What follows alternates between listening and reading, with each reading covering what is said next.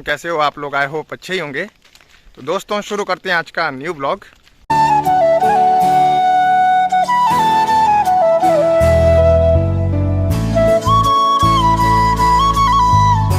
तो दोस्तों, इस समय हम भोजन कर रहे हैं, आप लोग देख सकते हैं।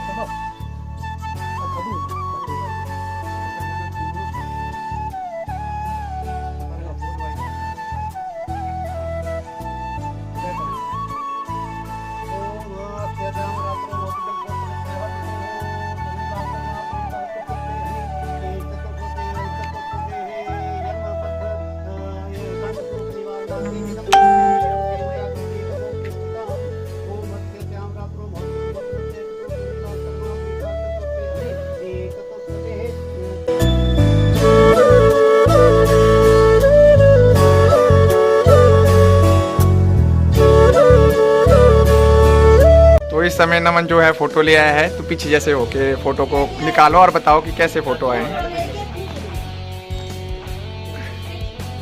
तो यहाँ पे अभी नमन शर्मा जो है फोटो की ओपनिंग कर रहा है।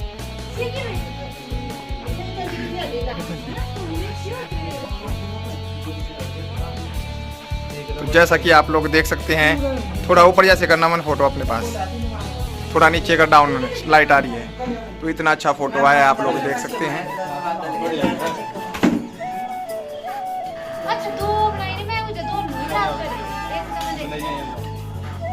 तो दूसरा फोटो भी आ चुका है, आप लोग देख सकते हैं। तो ये है दादा दादी का फोटो।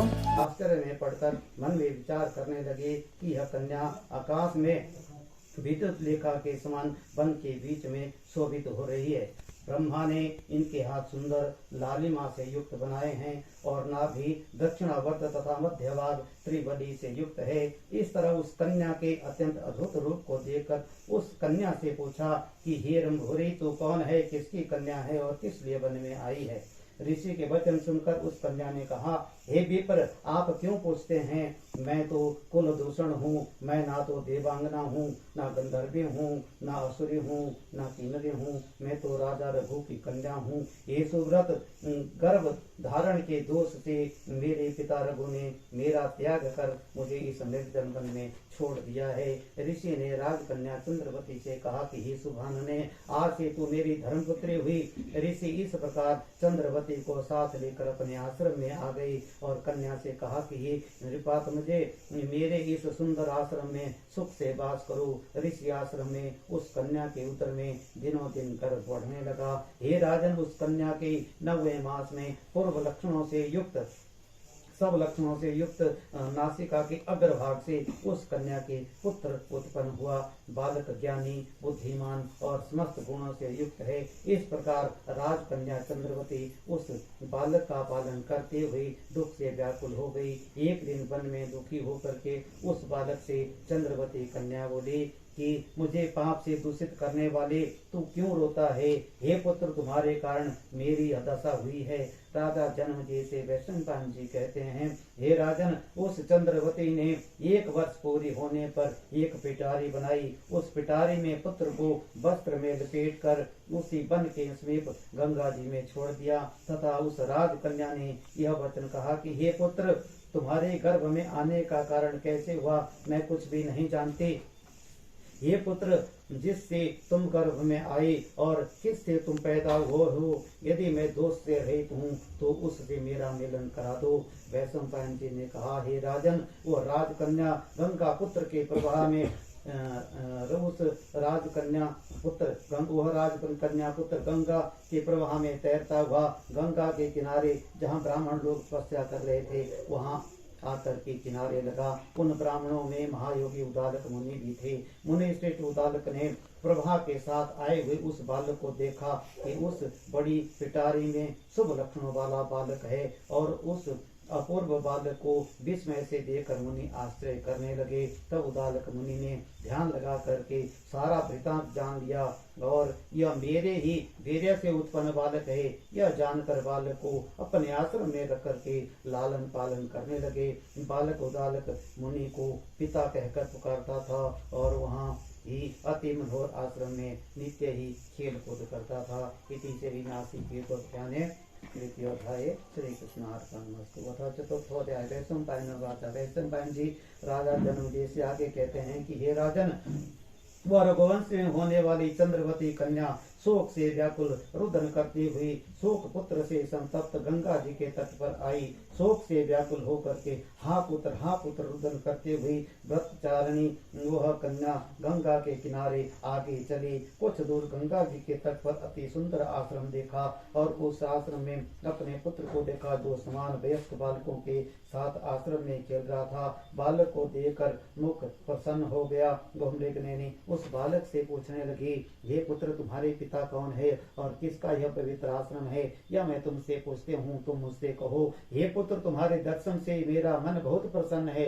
इस प्रकार चंद्रवती के पूछने पर उस बालक ने कहा कि मेरे माता और पिता उदालक मुनि है, जो कि अग्निहोत्र के लिए फल एवं वृक्ष मूल लेने को गए हैं। समिधा और कुशा को लेकर आते ही होंगे। मैं उनकी आज्ञा से नित्य देवता पितरों के कार्य के लिए अग्निशाला का विलेपन करता हूँ। उस बालक के इस प्रकार वचन सुन करके चंद्रवती ने कहा कि हे पुत्र, तुम मुझे अपनी माता समझो और तुम स्वस्थ होकर के बैठो। अग्निहोत्र शाला का उपलेपन मैं करते हूँ। यह कह करके शाला का उपलेपन कार्य तो गंगा के करके वह गंगा के तट पर स्नान करने के लिए चली गई। वैशंपायन जी कहते हैं कि ये राजन, इसी समय उदालक मुनि वन से आए और अग्निहोत्र शाला को विलेपित देखकर पुत्र से बोले, हे पुत्र, आज संपूर्ण अग्निहोत्र शाला का बड़ा ही सुंदर लेपन हुआ है। आज मैं तुमसे अति प्रसन्न हूँ। नासिकेत ने उदालक मुनि से कहा, हे तात, आज मैंने कुछ भी कार्य नहीं किया है।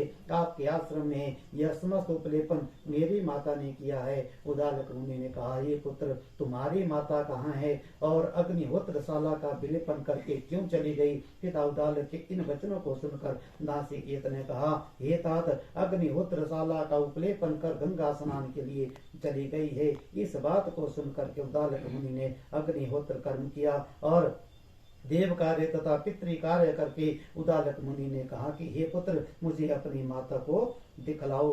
पुत्र नासिकेत ने माता के पास जाकर कहा, ये माता, अपने आश्रम में आइए, आपको खाने के लिए भोजन दूंगा।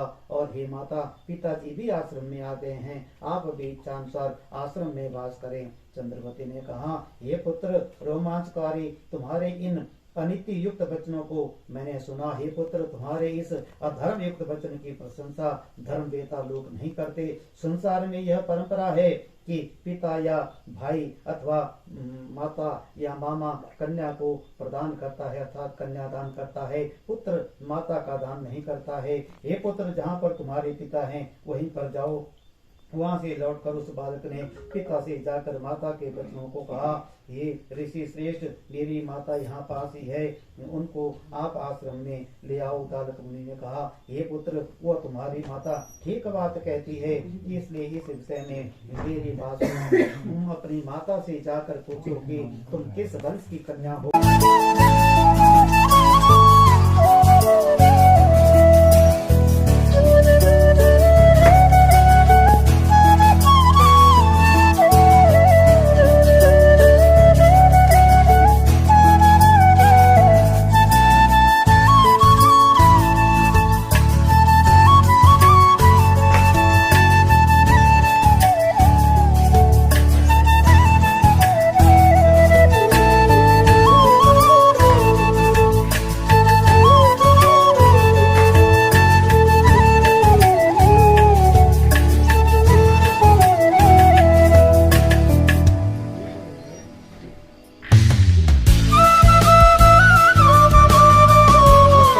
करते हैं यहीं पे एंड। अगर आप लोगों को मेरी आज की वीडियो अच्छी लगी हो तो प्लीज मेरी वीडियो को लाइक शेयर एंड सब्सक्राइब कीजिएगा और मिलते हैं कल एक नए ब्लॉग के साथ। तब तक के लिए bye bye, take care, good night.